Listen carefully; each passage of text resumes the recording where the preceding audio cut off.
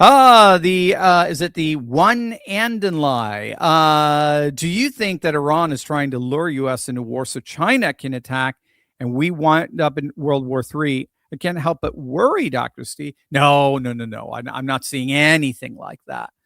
Um, no, if anything, China has pushed back on Iran.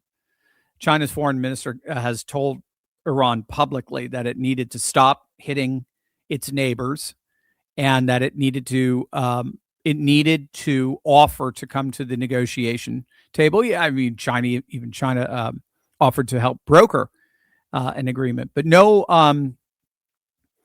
You have to remember, Xi has pretty much wiped out all of his generals. I don't know if you've been watching the purge that's been going on now for a while. It's well over a year. It's been going on for a few years. But Xi is in a position he's not supposed to be in. So Chinese presidents traditionally serve 2 terms. That's it. You move on, and then the CCP votes in a new president. Xi has assumed a massive amount of power to basically get a permanent presidency. And there's a lot of generals, apparently, who do not agree with that. And Xi is purging them because they're vying for possible leadership positions. So they don't really have, they can't.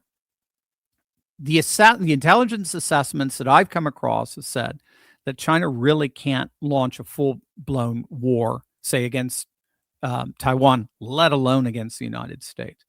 They were supposed to sell Iran hypersonic missiles. They canceled the order, as it were, after the bombs started falling. Same with Russia. I mean, they've just turned their backs on Iran. Iran's got nobody right now. Well, the joke is they've got the UN, CNN, and the Democratic Party. Those are their only 3 friends at this point. So you don't have to worry. We're not anywhere near there. That's not happening.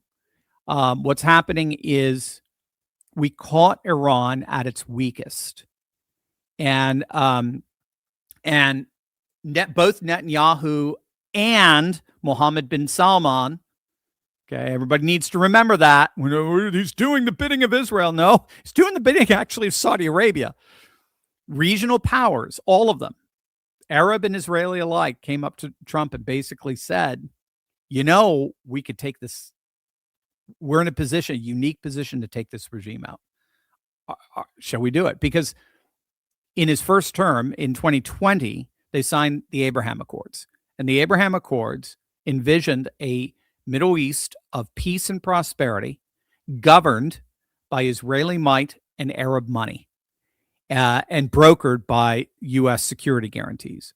So if you can get rid of the chief impediment to that vision, namely Iran and its proxies, Hezbollah, Hamas, Houthis, if you can get rid of that, we can actually have a peace, a Middle East at peace and prosperity. But literally, it all centers around creating Gaza into the Riviera of the Middle East. So that wasn't just rhetoric. That's actually happening. And Trump decided, let's do it. Let's take him out. And so we, in the first 50 seconds of this war, we wiped out virtually their entire, the head, the top of all of their major leaders, and the Ayatollah down. They were just wiped out because they had that very rare meeting where they were all together on a Saturday morning, almost first day of spring. So there you go. It's you don't have to worry about it. There's going to be no war with China. There's nothing like that at all. Again, don't listen to doomers. Don't listen to the right-wing doomers. Their entire careers have been built on resistance and defense. So they're always assuming some kind of offensive, kinetic dynamic for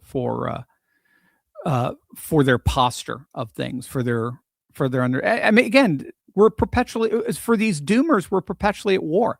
Info wars, war room, it's war. We're perpetually at war, and we're at war with a deep state. And what happens when Trump kills the deep state? Well, now Trump's the deep state. Now Trump got taken over by the neocon. No, it's the JOOZ. So just don't turn them off. They're clowns. They know nothing. They literally know nothing. Turn them off.